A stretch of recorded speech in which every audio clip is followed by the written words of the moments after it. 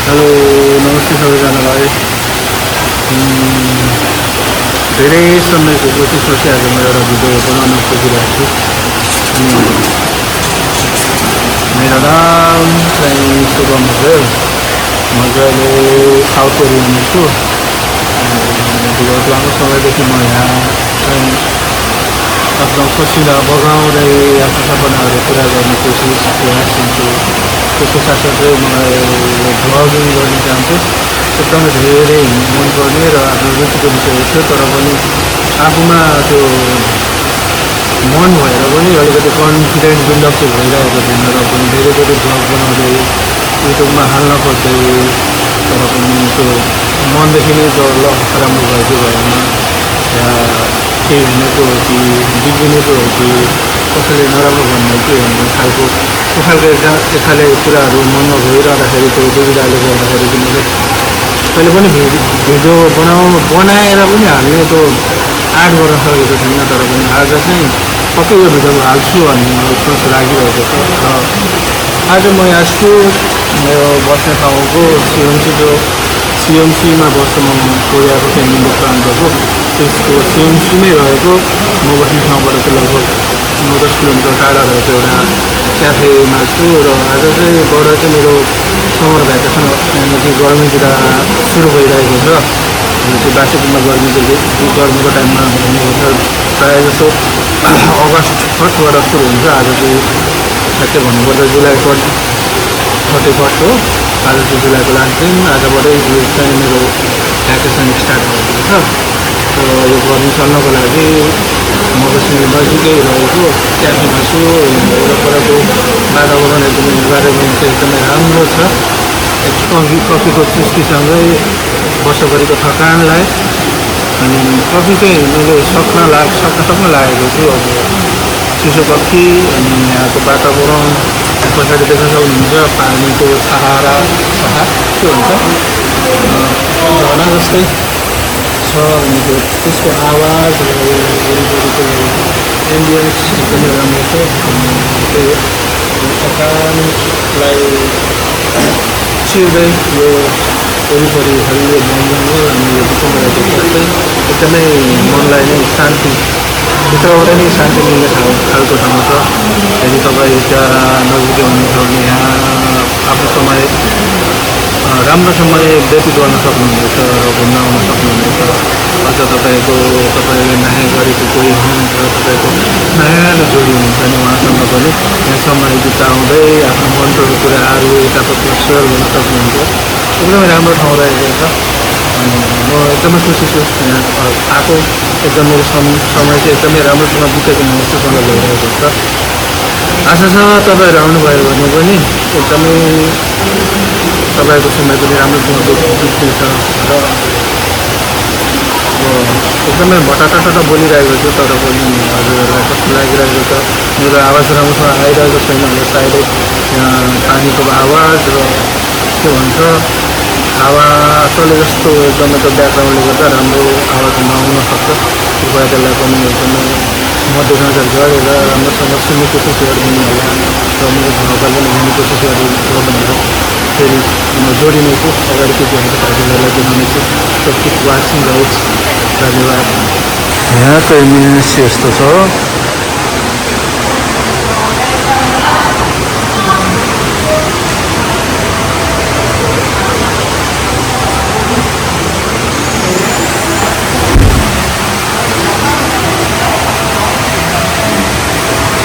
Coffee सपको बाहिरको माहौल चाहिँ यस्तो रहेको छ।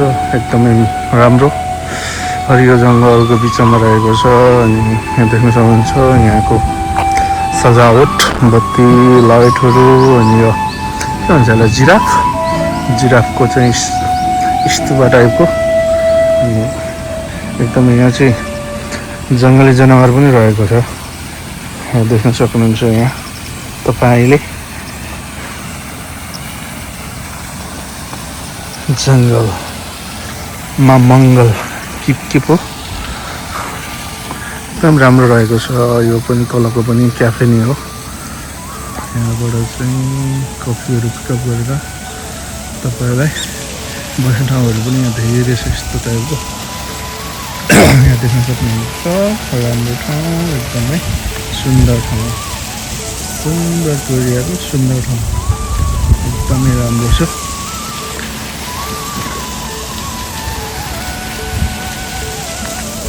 सर एकचोटि हेर्नुहोस् ल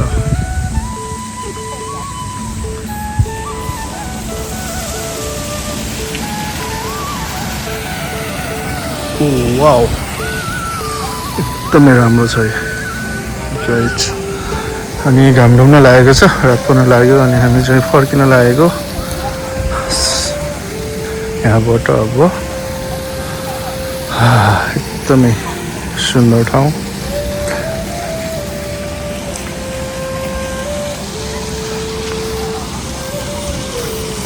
छुट्टीको समय भएकोले मान्छेहरूको चाप पनि धेरै छ यहाँ सक्नुहुन्छ फुलहरू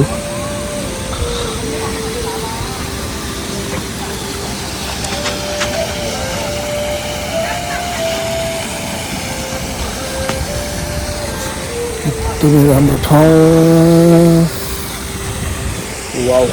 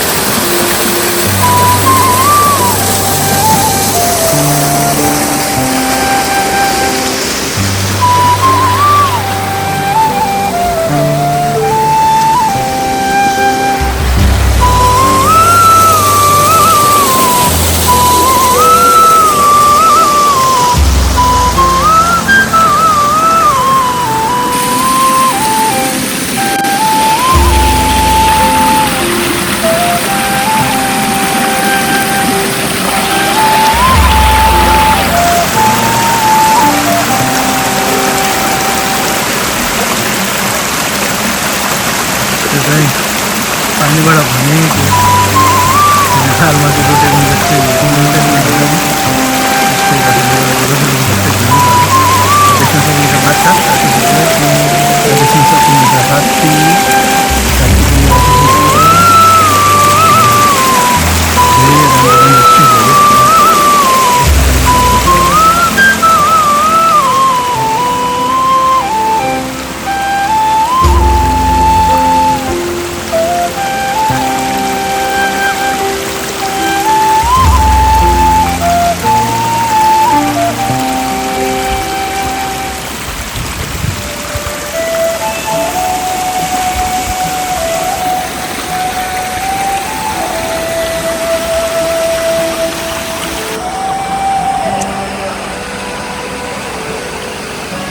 यहाँको वस्तुस्थिति चाहिँ यस्तो रहेको छ एकदमै राम्रो छ एकदमै राम्रो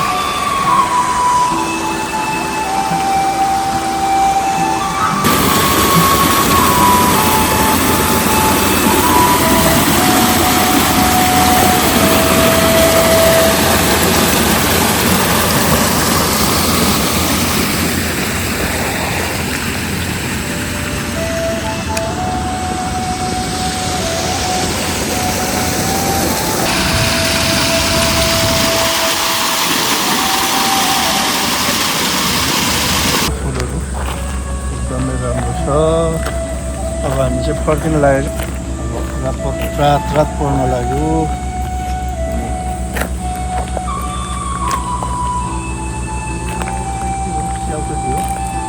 स्याउ पनि बसेन अनि त्यहाँ देख्न सक्नुहुन्छ मकैबारी दर्याम अनि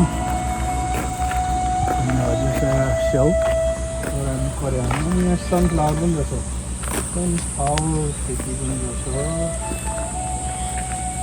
एकदमै राम्रो ठाउँ तपाईँहरूले पनि मिस नगर्नु होला अनि मेरो यो पहिलो प्रयास हजुरहरूलाई कस्तो लाग्यो प्रतिक्रिया जनाउनु होला एकदमै जानी नजानी भए पनि मैले राम्रो गर्ने कोसिस गरिरहेको छु कस्तो हुन्छ छोटो भए पनि मलाई साथ दिनुभयो हुन्छ भन्ने एकदमै आशा गरेको छु। अब के भन्ने, अब सिक्दै अगाडि बढ्नुपर्छ भन्ने लागिरहेछ मलाई। यो चाहिँ पुरै एरिया जङ्गलै जङ्गल रहेछ, पाहाडको बिचमा जस्तो। देख्न सक्छौँ पुरै जङ्गल, फेरि यो जङ्गल कोरियाको जङ्गलहरू सानो भए पनि धेरै नै झ्याम्मिएको झ्याममा परेको हुन्छ। एकदमै राम्रो गर्नु होला त्यही भन्न चाहन्छु। फर्किन लागेको देख्नुहुन्छ पुरा कटेज पाएको। यो धेरै मेहनत छ, हामीलाई एकदमै सन्तुष्ट बनाउनलाई यो क्याफेको धेरै नै।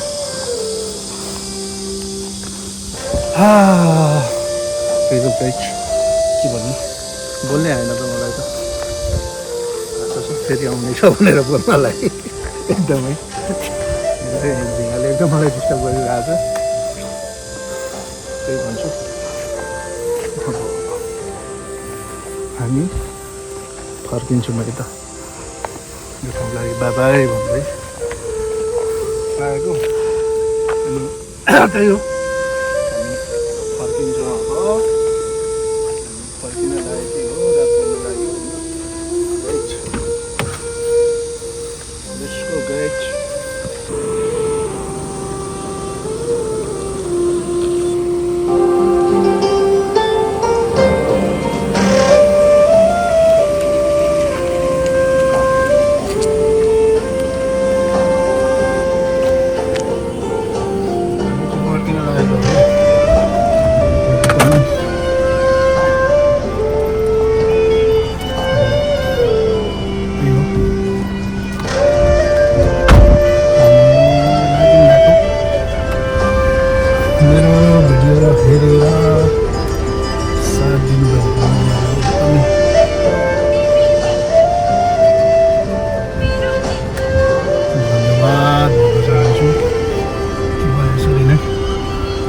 हेरेर साथ सेयर गरिदिनु होला।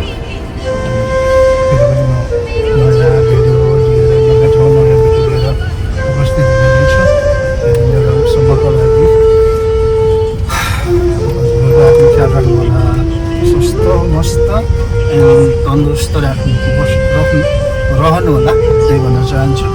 So thank you so much.